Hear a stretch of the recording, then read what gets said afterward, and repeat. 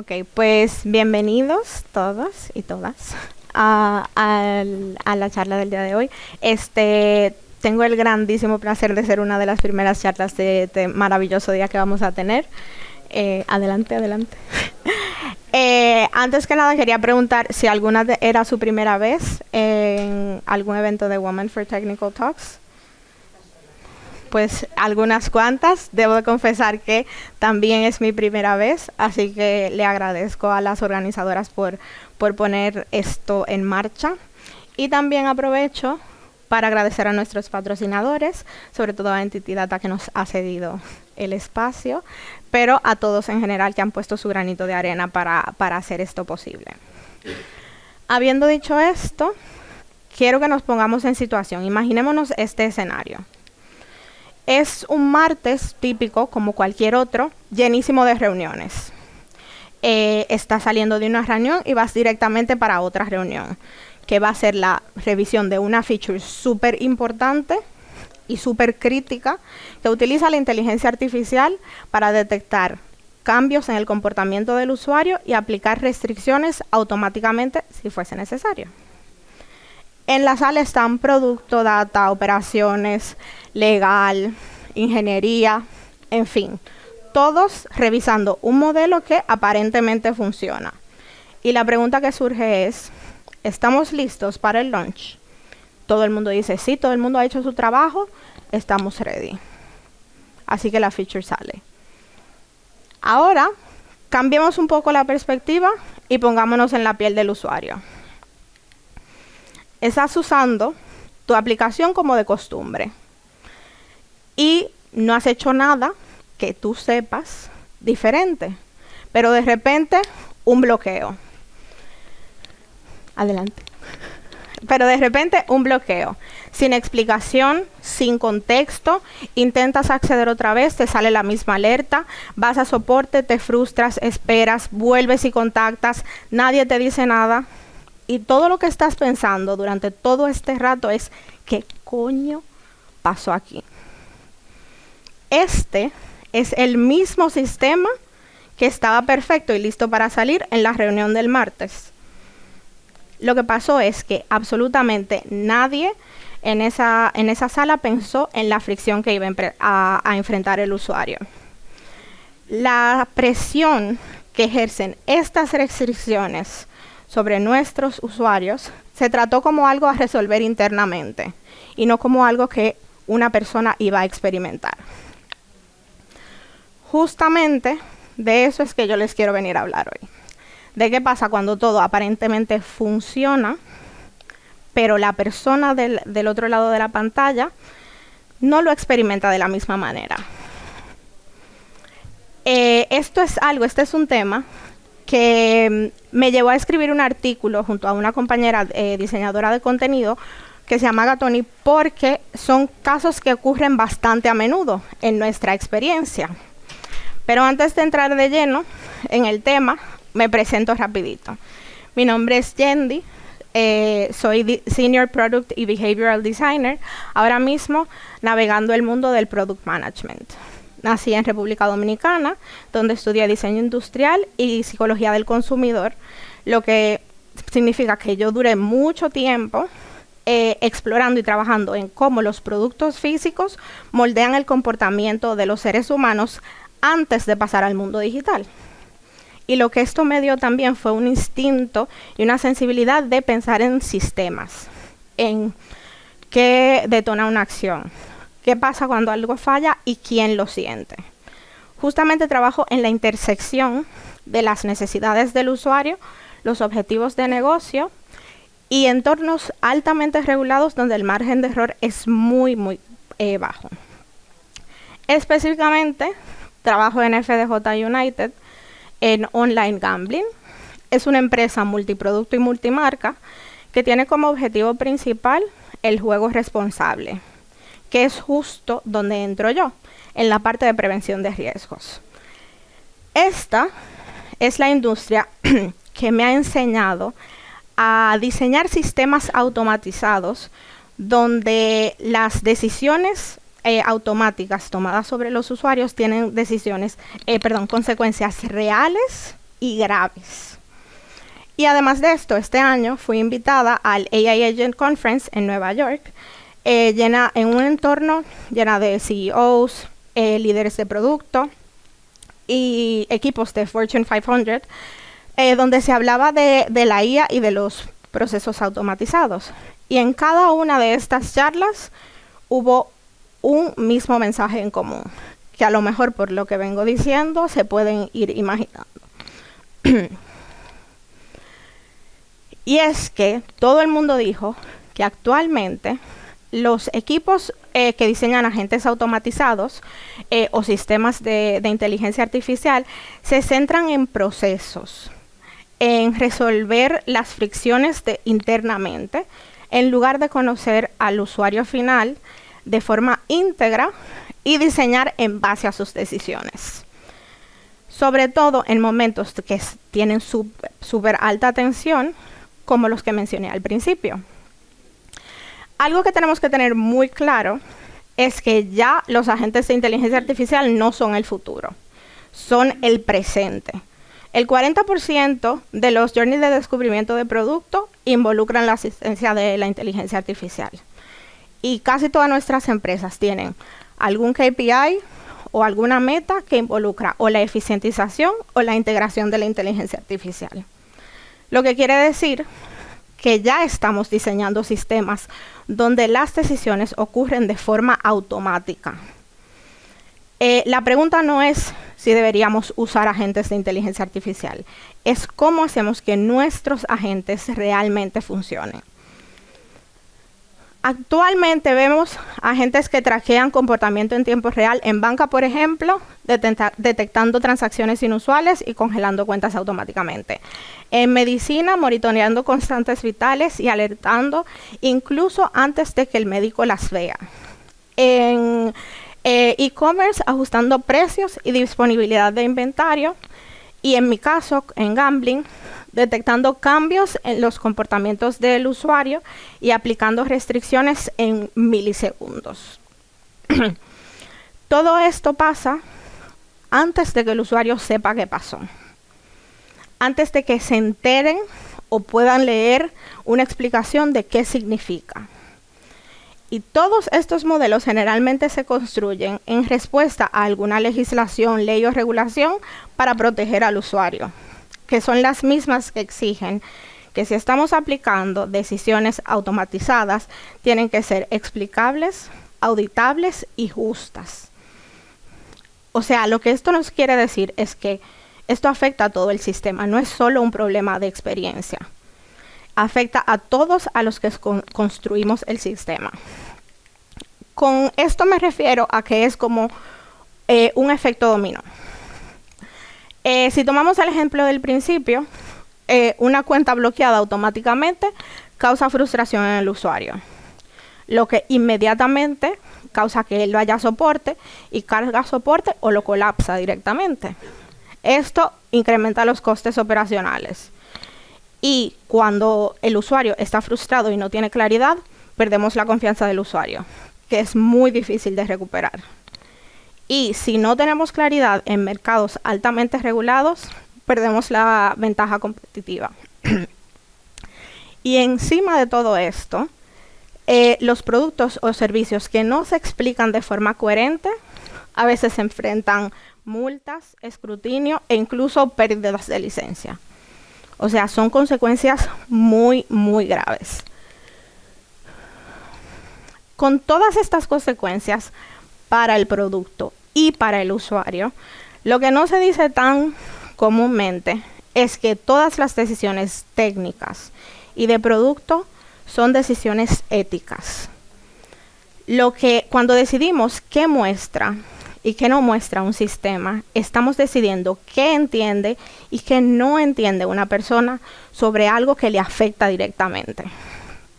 Muchas veces es difícil identificar estos matices y estos puntos justo donde pasan estas cosas. Pero un patrón que se repite bastante, que es uno de los principales causantes de estos puntos de fricción, es que el comportamiento y el lenguaje que explica ese comportamiento se diseñan separados.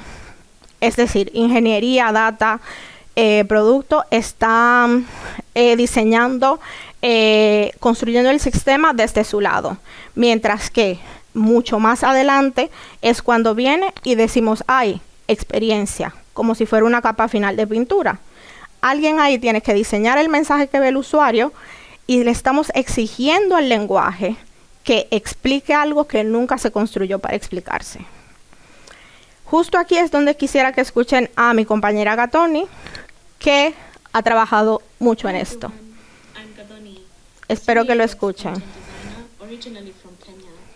My background is a slightly unusual mix of front-end development, marketing, and media management, which means I've always thought about content the way an engineer thinks about architecture, not as decoration, but as structure.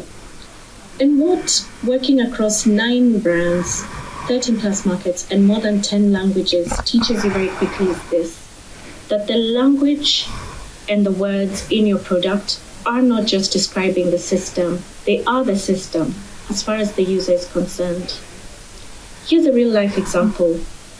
A European user travels to the US and starts depositing and placing bets in the afternoon, which happens to be middle of the night back home. That triggers a responsible gambling intervention. The model automatically reduces his deposit limit and places a betting cap.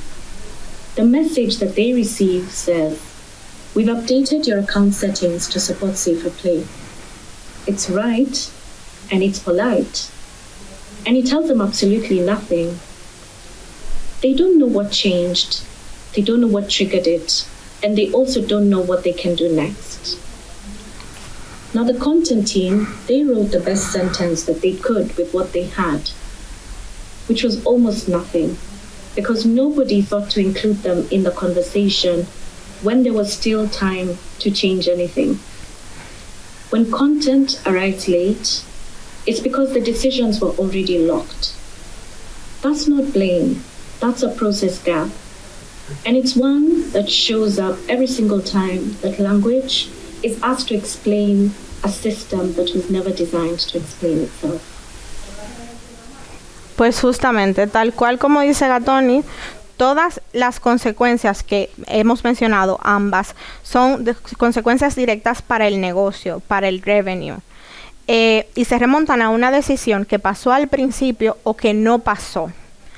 Y quienes realmente nos damos cuenta de estas cosas somos los que estamos en el día a día del producto, los que tenemos que lidiar con esas consecuencias y no necesariamente tenemos autoridad para ponerle un stop. Por ejemplo, levantando la mano, a ver, ¿quiénes se sienten identificados con que son los que están en el día a día lidiando con todas estas cosas? Sí, bueno, la mayoría. A ver, ¿y quiénes sienten o tienen un título oficial o la autoridad oficial de decir, mira, esto no sale, retraso un deadline o digo, esta feature no va a ver el mercado? Veo 3 manos, no tantos personas asintiendo, o sea que somos muchas menos personas. Es porque la realidad es que los que estamos cerca de donde se rompe el sistema somos los que realmente vemos mucho más claramente estos problemas y estas fricciones, aunque no tengamos autoridad formal para poner un stop. Somos los que vemos el caos, el juego de culpar a qué equipo era responsable de hacer qué, mientras que nuestros usuarios pierden interés en el servicio. Todo esto son señales que nos dicen dónde está la presión en el usuario y la fricción del sistema. Y saber identificarlas y actuar sobre ellas es lo que nos da el liderazgo a los que no tenemos ese título formal en el día a día. Se ve, por ejemplo, cuando eres quien pregunta qué ve el usuario en ese momento, en esa reunión del martes que mencionábamos al principio. O cuando dices, ¿qué pasa antes de que el usuario llegue a este punto? Cuando nadie más lo ha hecho o nadie más lo ha considerado. O cuando en un sprint planning dices, este ticket que nos sale 50 veces a la semana, Esto no es un problema de soporte, es un problema de experiencia. Es cuando haces que cambie la perspectiva. Aún así, todo esto, la realidad es que no garantiza resultados. Los deadlines, las restricciones de tiempo son una realidad y a veces la feature se lanza igual. Pero lanzar estas preguntas sigue importando. Tratemos de recordarlo en nuestras próximas reuniones, porque nada de esto requiere un título, solo requiere el criterio y saber cuándo aplicarlo. Sé que les he dado un montón de cosas que tenemos que considerar y muchos elementos que tienen que convivir al mismo tiempo. Pero quiero hacer esto lo más práctico posible porque esto no va dirigido solo a diseñadores de experiencia, sino a todos los que estamos involucrados en el sistema. Así que si tú trabajas en la lógica, en ingeniería, en data, etcétera, trata de construir los momentos de intervención con el mismo nivel de detalle que construyes el Happy Path. Sé consciente de cuándo el sistema va a actuar bajo presión y qué va a sentir el usuario en ese momento. Trata de definir qué puede exponer el sistema cuando actúa, qué puede mostrar y por qué. Toma los requerimientos regulatorios como guías de diseño, que son los que realmente te dicen qué debe y qué no debe entender un usuario. Y si trabajas en experiencia, en producto, en contenido o en diseño, diseña para los momentos de confusión, no solo para los de calma. Debemos recordar que las personas que reciben un mensaje de restricción no las reciben en estado neutro. Usemos los tickets de soporte como diagnóstico, donde la gente abandona, donde la gente llama, donde contactan a soporte. Ahí es donde falta claridad. Ese va a ser tu mapa para diseñar. Y para todos los presentes, tratemos de recordar de integrar a las personas que conocen a nuestros usuarios desde el principio, no al final, no como un handoff, sino como participadores reales dentro de la construcción del sistema. Recordemos que un sistema que funciona técnicamente, pero no puede explicarse a sí mismo, no está listo. Ese gap que existe entre lo que el sistema sabe y lo que el usuario entiende es responsabilidad de diseño, pero también es responsabilidad de ingeniería, de datos, de compliance, de operaciones, etcétera, etcétera. Todo esto, todas estas cosas son responsables de todos los que construyen el sistema.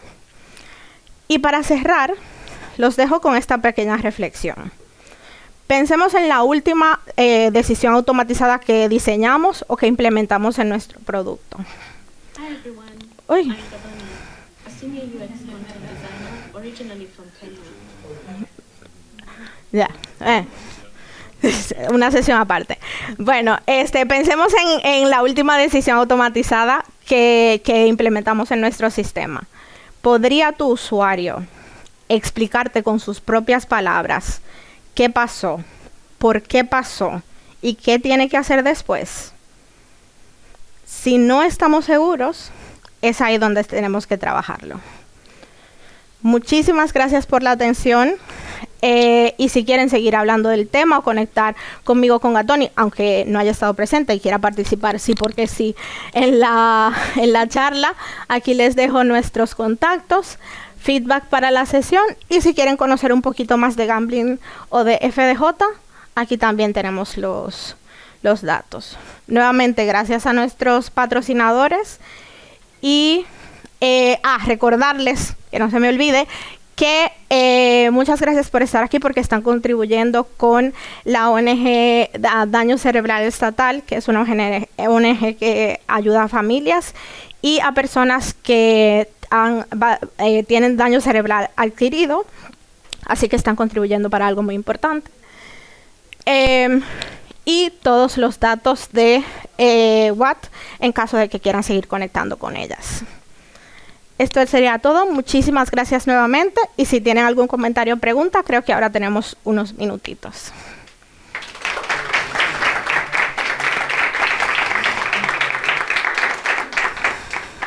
Gracias. A ver. No sé si alguien tiene... Si nadie tiene ningún comentario es porque ha salido o muy bien o muy mal. Muy bien. Bueno, pues nada. Si no tenemos nada que decir, igual, como vieron, teníamos los QRs por aquí. Así que nada, muchas gracias por la atención y que disfruten el resto del día.